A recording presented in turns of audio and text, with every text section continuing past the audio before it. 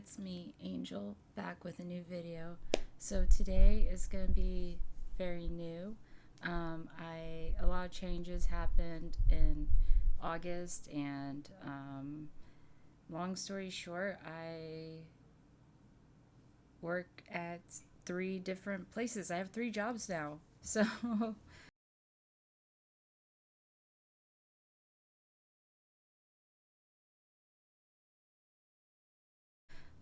was not expecting that. When I started to look for work in the beginning of August, I was looking for a part time job to supplement the place that I work at right now. And I got a call back from like three restaurants and a tasting room, and I followed through with one of the restaurants. And since the wine tasting room is only looking for someone once a week, I thought, why not? Let's do it. So today I'm going to be talking about wine. This is a new chapter in my life. I feel like wine is the next thing to study. I did have opportunities in the past to take wine knowledge more seriously, but then I turned into an alcoholic. So it's a slippery slope, you know. Um, but hopefully that will not happen this time around. I was sober for all of 2020, and just because I was losing my mind. And wine is or alcohol is one of those things that makes me irritable, and it's not as fun for me as it used to be because when you're younger, drinking is new. It's kind of fun and exciting. You haven't experienced too much crazy shit. As I've gotten older, I've witnessed a couple of crazy things when people are drunk, and so it's not really my substance of choice, but it's also a very popular substance. And just because other people can handle their alcohol better than me doesn't mean I should keep them away from having an amazing wine experience, because I know I can provide that for people. Wine, coffee, kind of similar, but also different. Very different. But as far as selling it goes, I'm discovering that it's very easy. I mean, like, as a barista, you're convincing someone to buy like a $8 drink sometimes. So you have to like have the skills to make that happen. And I feel like it's pretty similar with wine, like, you know, just the steps of selling that. But I am going to start talking about this. I was doing my nails, and I felt like drinking because I've been drinking a lot recently. Once I got my new job at the new restaurant, I sampled a lot of wine, sherry, which I'm not familiar with, and that was exciting. So now I have a new love of sherry, or a new appreciation, I should say. And I also sampled a lot of cocktails, and I even went out to the bars one night, which is something I don't do. So, am I back to drinking regularly? I don't know. I have been drinking more though this month than I have like the past year, to be very real. And I guess let's keep it going. But this time it will be different. I have experience, learn from my mistakes, and yeah. So I don't know. I'm really nervous about saying where I work, but it's gonna be kind of hard not to say since I'm gonna be talking about the wine. But just be nice when you see me. No weird shit, please. Um, so this is the bottle I'm gonna be trying and talking about today. It's by Prima Materia, and this is their 2019 Sangiovese. Sangiovese is the same varietal that they use in Chianti, and it's one of my favorite red wines. It's a classic Italian red wine. It's good with a lot of stuff. But I have my notes up so we can get down detailed. Anyways, let's continue on. So yesterday there was a wine class. The owner showed us the proper way to hold and open a bottle of wine. So I'm going to try to demonstrate that for you. I have not attempted it since I saw him demonstrate it in the wine class, but I'm going to go ahead and do the best that I can, and hopefully over time I will perfect it. But and yeah, so let's get on with it. So you're supposed to be holding the bottle. It says like a baby with the label out. It's hard to show you, but it's basically like this. And you want to hold it like that, but close and low to your body. I'm short, so you can't really see it, but that's how you do it. You carry it like this. And then when you want to open it, you hold the label like that. So I usually do this on a table, so doing this standing up is a bit weird for me, but let's see what happens. Okay. Never hurts to try.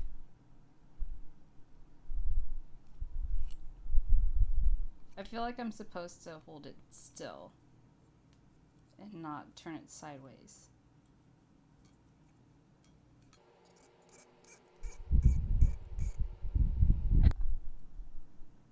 I want to give it. I hope this isn't. Okay. I'll do one more.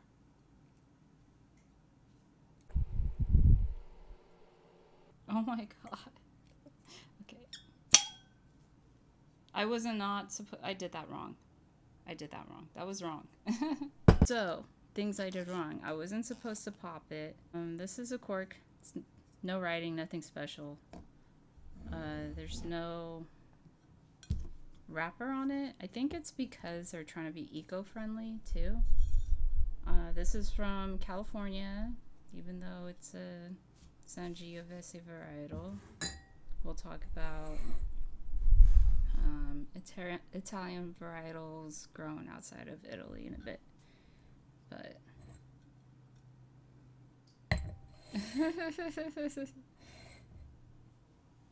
I need more than one camera so that I can show different angles, because this is hard.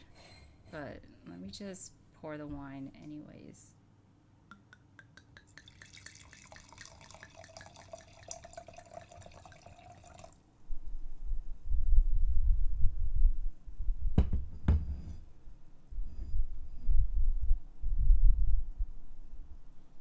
I don't know if this is the right amount. I feel like it should be a bit more.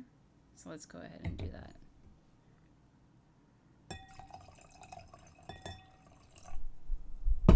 I think this is more the correct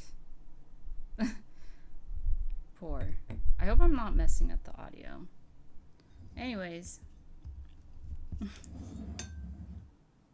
Here it is. It's really pretty dark red color. It kind of reminds me of rubies. You can't see it there because it just looks like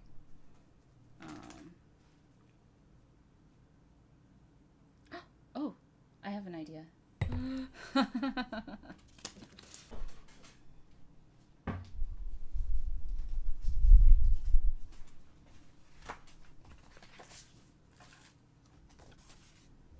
Okay. There it is. There's the color. Now you can see it. Hold on. Yeah, that's what it looks like. Oh my god, I can't believe that worked. So yeah, it's like a dark red blood color, and it looks like this, like straight up in the direct sunlight. Go move it around. You could kind of see how it drips on the side. I don't know if this is like too much wine or just enough wine. Okay, but whatever. Yeah, it's like a ruby red color. I can smell the fruit already from here. Ooh. I can smell the tannins. We also talked about like wine temperature and how much that affects the taste. And I noticed that, I don't know, I feel like I need a second taste, but I hope this is correct. I can smell the tannins and the juicy fruit. Sometimes when I smell wine, I can kind of tell if it's going to be like a medium or light body. I can smell like straight alcohol too.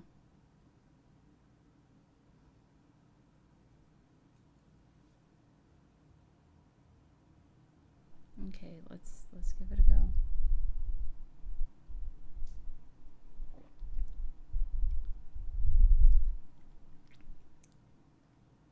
It's very juicy and light. And even though I smell the tannins, like I don't feel it in my mouth. It has a soft finish. Chianti is known to have like cherry notes.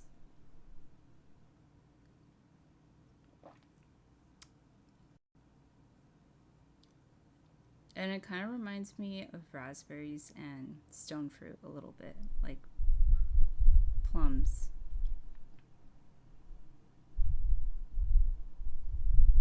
This is good.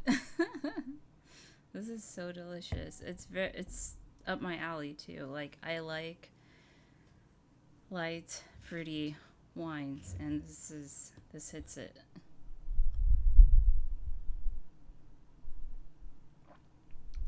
I feel like the temperature is off because it is a bit warm in here. Let me see how many degrees it is. But I've had wine at correct temperature yet. It's 86 degrees. No wonder I just smell tannins. It smells tannic on the nose. Yesterday when I had a red wine that was too hot, it smelled like this. It smelled tannic. I couldn't really smell the fruit. Of course, like when I first opened the bottle and it was sitting in here, I smelled the fruit a bit, and now it's like, but I could still taste it, which is good. I think it would be better if it was at the correct temperature, because now that it's warm, since it's warm, it's just like very tannic on the nose, and it just tastes like, I taste the alcohol more than the fruit. And it has a nice mouthfeel too.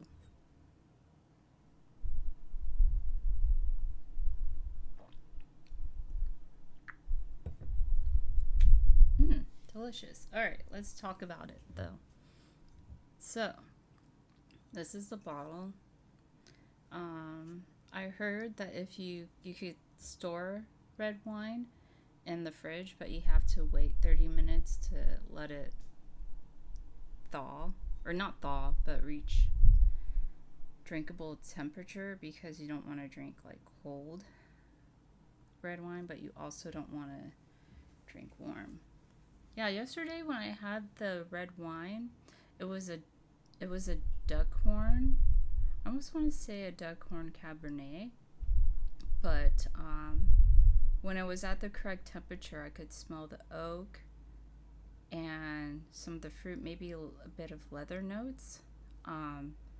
And when it was, of course, as I'm holding this wine close to my body, and then when it was too warm, I could not smell the lovely aroma. So that definitely makes a huge difference. But yes, here it is. Here's a close-up of the bottle. It's really cool because you can see there's a bunch of zodiac signs on it. And I love the artwork on these bottles because it's so esoteric and cult-like and cool. And I'm like, wow, that's really neat. And it just looks all goth and pretty. But yes, this is grown in California, Kelsey Beach, Lake County, 2019 Sangiovese. It's planted on red volcanic soil. 10 barrels are made of this stuff.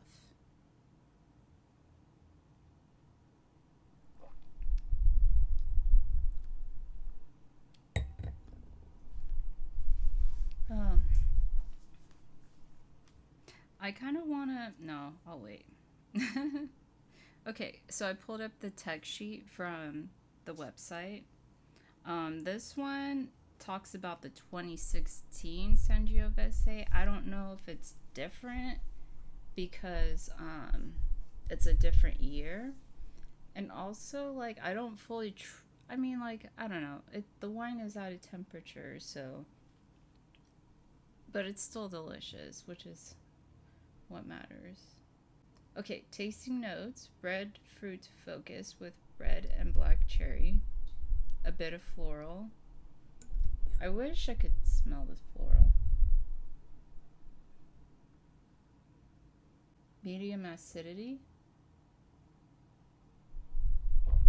Fine grain, appropriate tannins are present. Yeah, it's light tannins. It smelled tannic, but it's not. The tannins are very light, and it smells like heavier on the nose than it tastes. Good minerality. No new oak.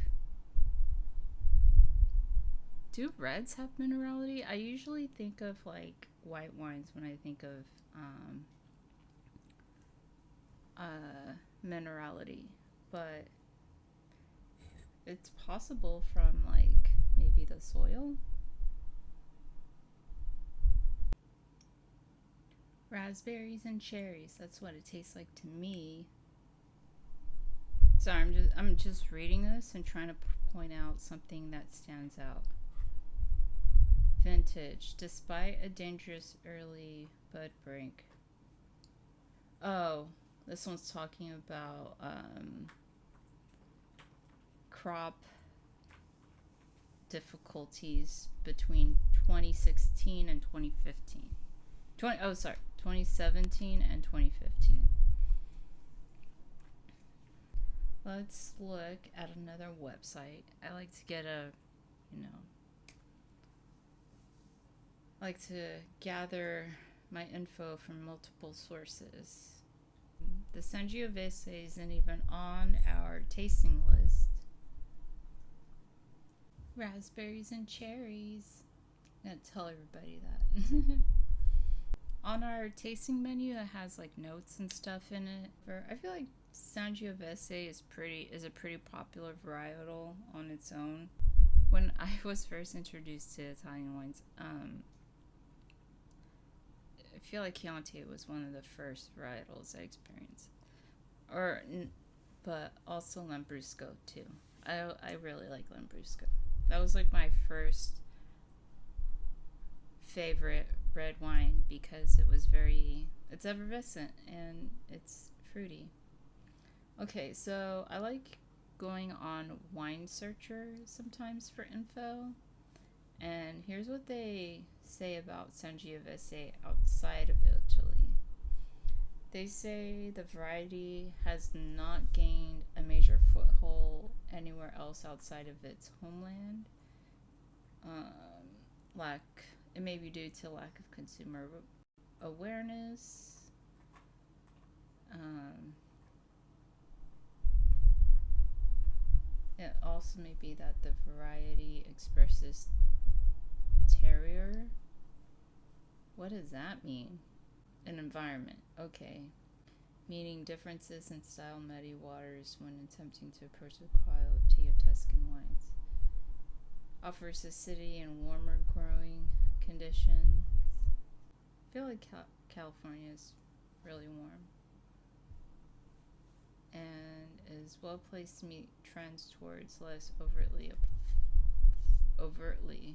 full-bodied wines. Here's another fun fact. The variety is not as common in California as proponents would hope. So this right here is a rarity that I just opened, which I appreciate. Like, I love rare, undervalued stuff. Just because it's high quality. One might also expect a higher level of popularity given the Italian heritage of many Americans. But there's relatively compact selection of consistently high quality examples.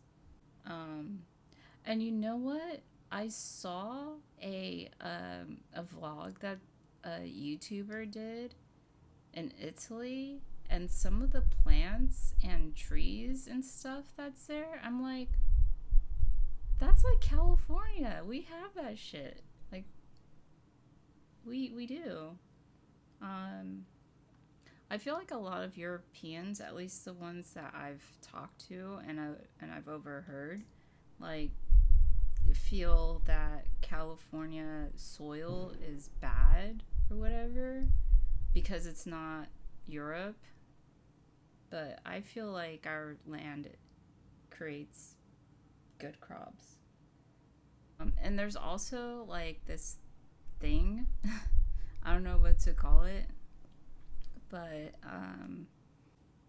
I guess like Italian varietals grown in California aren't called Italian, and they fall the umbrella of unusual varietals. I'm like, why is it called unusual? Is it unusual because it's grown in California? Like, it's the same grape, but of course land's a little bit different, but just because one land isn't another land doesn't mean it's less it's bad or whatever. And I grew up in like a small farm town. We didn't have a farm, but my mom's side of the family had a small farm. It does mention Australia and New Zealand. This is what they look for in a good quality Sangiovese. High acid. I do smell the acidity. Sometimes I feel like I get acidity and something else mixed up.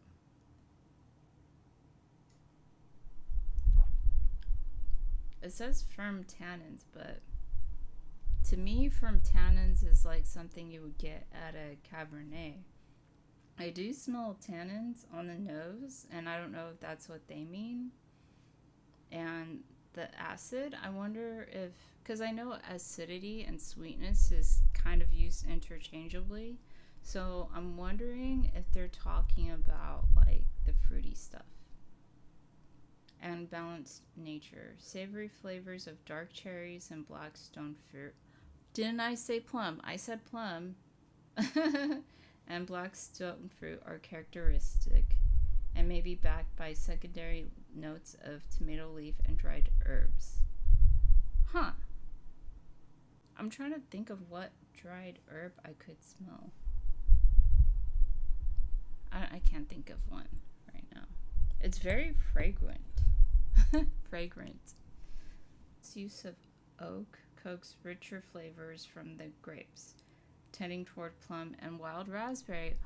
That is so on point because didn't I had mentioned raspberries and plum, and the owner told me, I asked him like, what barrels do you guys use, and he said oak barrels. That is on point. Okay. This is quality stuff. I am happy. Okay, let's move on. Last part of the page is Sangiovese food pairings with red wine, of course. Red, meats. Various meat dishes can work well because of its acidity. The grape can match well with fattier meats, such as slow cooked pork belly or duck breasts. Mushrooms have a particular affinity with Sangiovese. I can see that. A mushroom risotto is a good partner because of prominent acidity and tannins.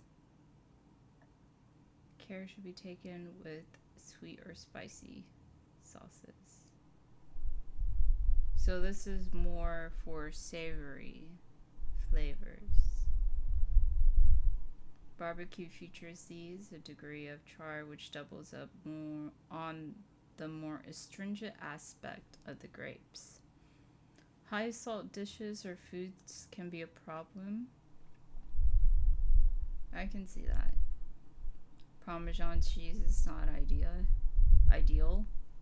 In general, Sangiovese is not the most obvious wine for cheese. Okay, so Sangiovese is from Tuscany, Italy. Oh, this line right here. Sangiovese is a red Italian grape variety that derives its name from the Latin sanguis Jovis, the blood of Jupiter. Sangiovese, the blood of Jupiter. Oh my god. And it also has other names like Brunella and Sangiovese Grosso. I saw that briefly on the other page, but I didn't want to read too much into it because I don't have that varietal in front of me and I don't want to go too far from it. The blood of Jupiter. Doesn't it look like blood? It looks like fucking straight up blood. That is crazy. That's cool though. Is Sangiovese like Pinot Noir? It is not.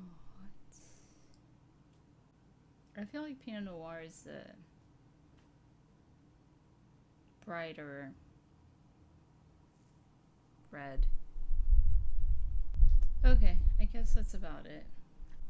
I'm feeling really tipsy, and this is all I drank so far. I'm probably not going to finish this, but yeah, that's kind of the thing that I'm on right now.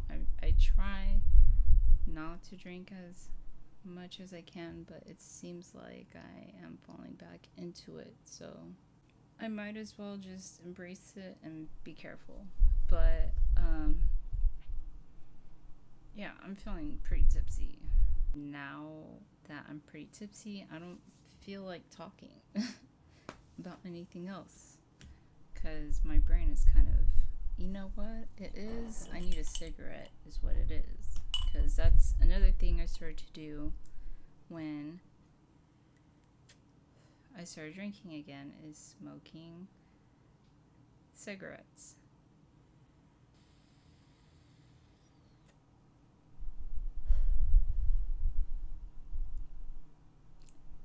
Okay, I love finding little gems like this. It's like exciting but heartbreaking at the same time because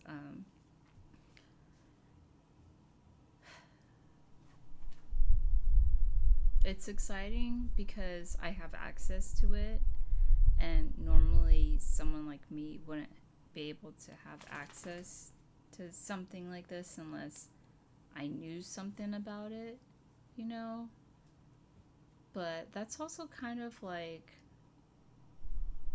the beauty of education is being able to see quality or see opportunity and stuff. This is a beautiful Sangiovese. Even though I am drinking it off temperature, I mean, it's fucking hot as fuck. It still pulls through and it's still pretty good. I say pretty good because right now, maybe it's the acidity I'm tasting. I am so sensitive to alcohol. Like, how? How? I almost feel like I don't deserve it. Hopefully I won't go back to my old drinking habits, but it seems like I don't have to worry about spending money on alcohol for right now. Oh, I guess I should look up the price. Like, how much does this thing cost? Let me pull that up for you. You can go on the website to buy a bottle. It says here on the wine guide, the Sangiovese is lively textured. The aroma is cherry and leather. And try if you like Chianti. I don't smell the leather. But I can kind of taste it. I know that sounds gross. Like, how can you taste leather? Well, it tastes like the way it smells. So the Sangiovese is $32. That's mid-range. It's not crazy expensive, but it's up there. I mean, when I used to buy wine, I would not spend more than 20 bucks. 20 bucks was my limit. So and that's because like you can find decent wine for under 20 bucks. And when I was doing my little wine research,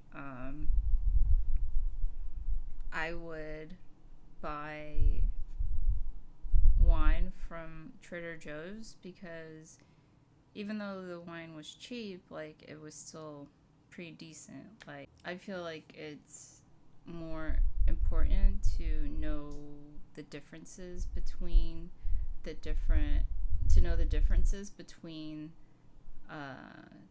the varietals than it is about like the price and stuff. I feel like tasting a more expensive bottle or even like something as niche as a vintage will come in time. But as a noob, like I found that capping it at 20 bucks is good enough to taste the flavors. So as of right now, I feel very lucky that I am sampling wine that is well above my budget. And I'm gonna be selling this shit too, so I should know. Am I gonna be a sommelier one day? We'll just see. I'm not gonna fucking pay for that exam though. Unless I know for certain 100% that I'm gonna make that money back. Don't fucking like be stuck up just because shit is grown in California.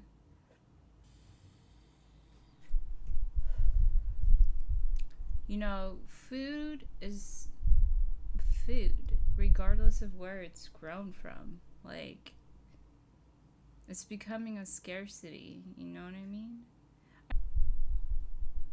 It just annoys me how much Europeans think that just because something is from America or grown in America, then it's not of quality.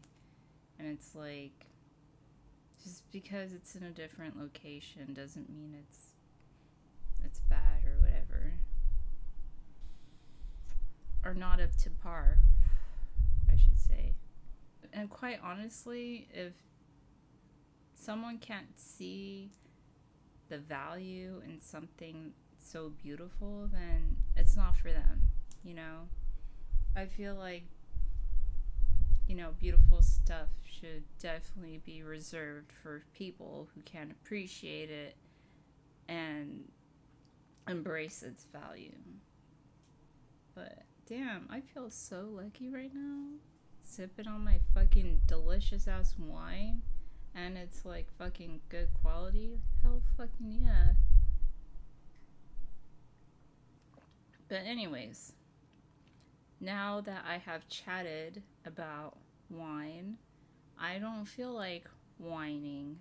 I feel like kicking back and watching this footage and doing my nails, because I have not done that in a long time because of job searching and I want it to be proper. But now I'm like, I'm painting the fuck out of my nails again. But anyways, I hope you found this video informative. I'm going to do my best to make at least like give something worth your time besides me just like talking about myself, you know.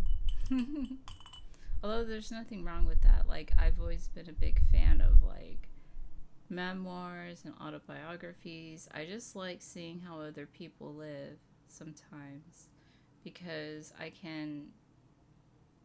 feel like I can learn from their problems or learn from them, or I can approach things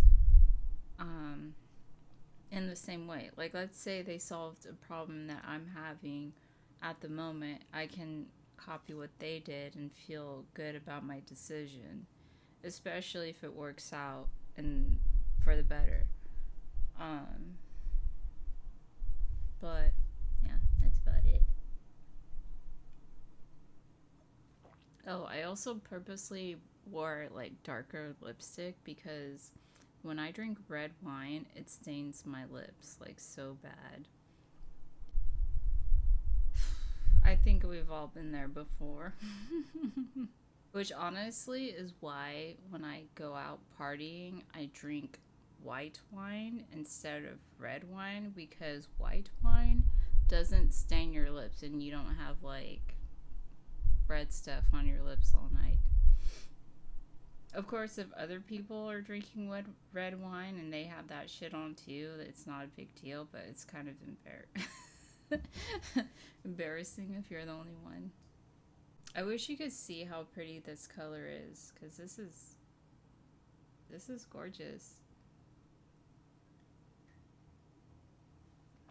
Hope you enjoyed this video. The sun is going down.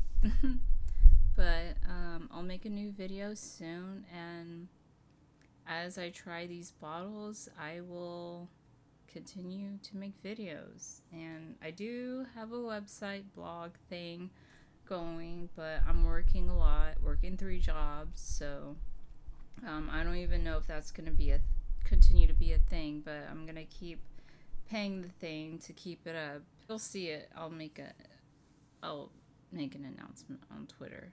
But as of right now, I'm going to take off. I hope you enjoyed this. I hope you learned something.